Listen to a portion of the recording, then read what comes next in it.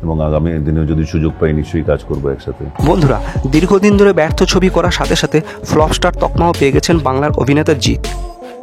তার সাথে চোখের সামনে শাকিব খানের গোটা বাংলা ক্যাপচার করে নেওয়ায় রীতিমতো চাপে আছেন তিনি। তার শেষ ছবি বুমেরাং কাঙ্ক্ষিত সাফল্য আনতে ব্যর্থ। এদিকে দীর্ঘদিন নিজের পয়সা খরচা করে ছবি করতে করতে তিনি এখন ক্লান্ত। ফলে জিৎ এখন দিশেহারা।